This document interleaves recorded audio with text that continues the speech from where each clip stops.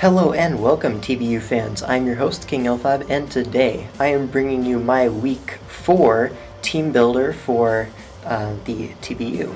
Now I'm facing up against a very intimidating opponent. He's currently number 1 in the entire league. He's 3-0, so hopefully we can kind of end his little streak there.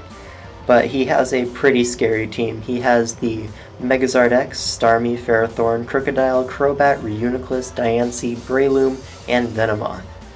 Now he just took Venomoth off of his bench, so I'm pretty sure that's coming because why would you put something off your bench if you're not going to bring it? Unless you want it for future weeks, I don't know. But yeah, I'm definitely expecting that. Definitely expecting the Zard X, Starmie, and the Reuniclus. Reuniclus actually Trick Room variant just completely destroys my team. I can't really do much about that. In one of my mocks versus Money, if you guys know him, he actually brought Z fighting Trick Room Reuniclus and it just completely bodied me, so I'm afraid there's not much I can really do about that other than hope he doesn't bring it. Like honestly, I don't have much for it. So that would be a really smart bring on his part if he did do that. But regardless, let's get into the team that I am bringing.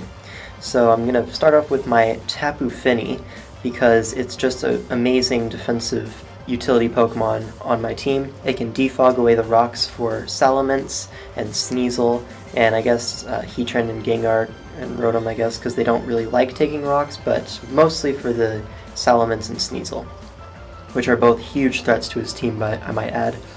But Defog is pretty much necessity in this matchup, since he does have a Ferrothorn that can Spike Stack, which would be very, very hard to beat if I did not have Defog. So next up is a move slot that I kind of debated over a little bit. I started out with Calm Mind, but then in my mocks I never really had the opportunity to get off a Calm Mind, so I switched it to Reflect, which allows Salamence to set up on Ferrothorn way easier, which would be the main switch into Tapu Fini on his team. And then I have just dual stabs to hit pretty much everything besides the Ferrothorn harder. Originally I did have a Watmoberry Natural Gift Sneasel, but unfortunately I found out that that is unreleased, so I can't lure the Ferrothorn that way. That was the original plan, lure the Ferrothorn and then Calm Mind up with Fini and basically win. But unfortunately I'm not able to do that.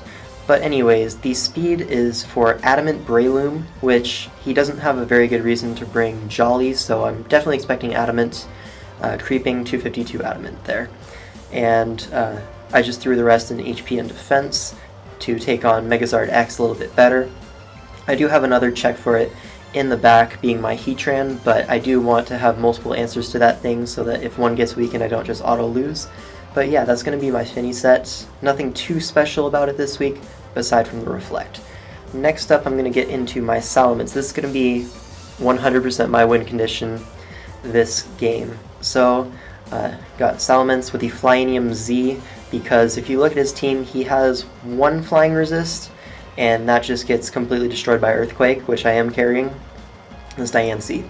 So, I thought about running the Steel Wing to hit Diancie 4 times super effective and knock it out at +1, but I felt like Earthquake was just generally better versus his team, as I can hit the Charizard way harder and I don't have to waste my Z-move Fly on it.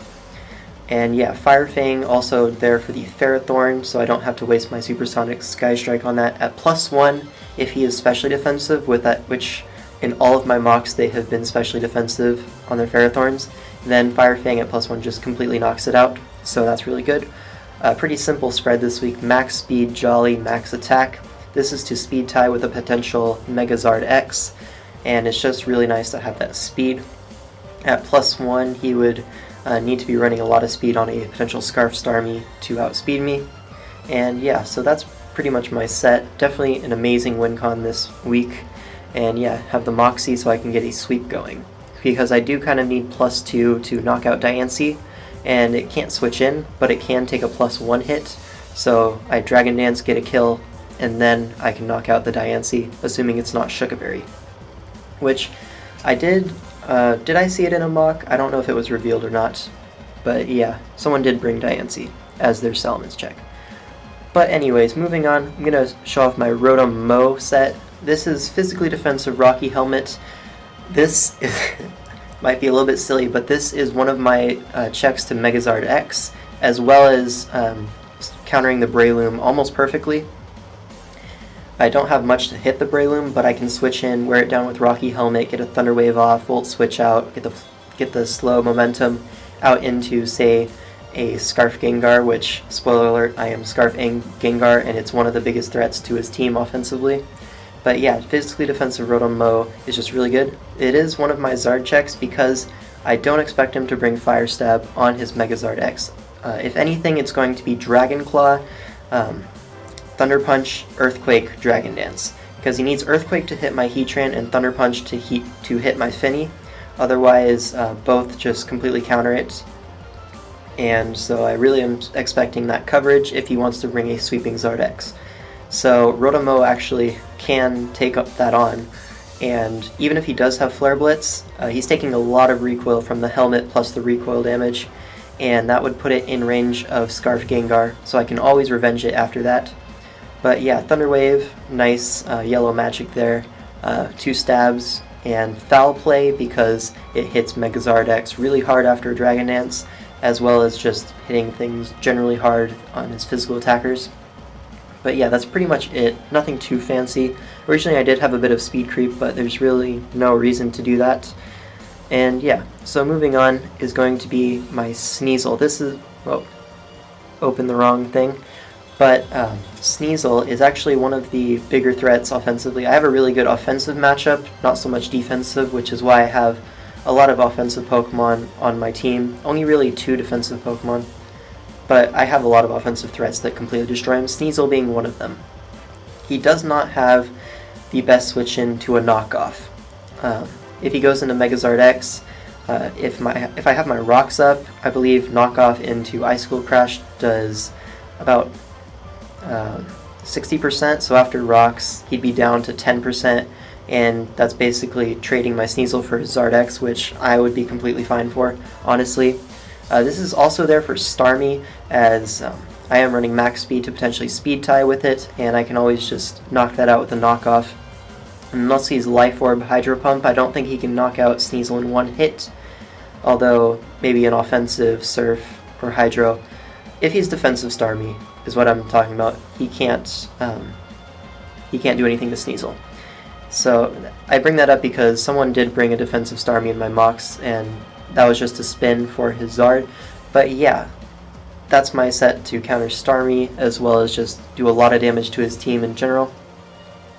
And yeah, that's pretty much it for that. Moving on, going to be my Heatran. This is going to be super bulky with max HP basically, and max special attack.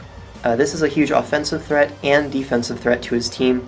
Have the Air Balloon so I can switch in, well, check Megazard X. I can be immune to Crocodile's Earthquake, and it's just multi-use, and it also allows me to switch into Ferrothorn not fearing a potential Bulldoze, so that's really nice. And with my investment, unless he's Life Orb Starmie, he can't knock me out with Hydro Pump, so that's pretty good for me, and I am expecting Colbur Berry this week to deal with my Sneasel. But yeah, I just have 3 attacks, Lava Plume, Earth Power, and Dark Pulse. Unfortunately, since I have to run Balloon basically in this matchup, I can't run the even Power Herb Solar Beam because I am using the Z move on my Ments. I just can't do that. HP Grass is going to be doing nothing, so Dark Pulse is the next thing to hit the Starmie on the switch-in, which is his most likely switch-in to Heatran, once he sees the Balloon especially, because then he's not fearing any Bloom Doom. But yeah, Dark Pulse just completely destroys that thing. If he's offensive, it does about 80%, and yeah, just really nice getting damage on that thing. But yeah, Earth Power is there for Megazard X, as well as, well, Diancie. Although he shouldn't bring Diancie in on Heatran because of the potential Flash Cannon. But yeah, Lava Plume is just nice stab versus his team. Getting burns is really nice.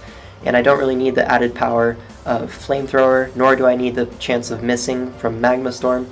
I don't really need to trap anything with this thing. I just need to hit it pretty hard. So yeah, that's pretty much it for the Heatran set, and let's get into the last Pokemon. I already kind of gave this away, but it is Choice Scarf Gengar, because if you look at his team, he has 1 Ghost Resist, and Crocodile honestly doesn't have the best matchup versus me, I don't think.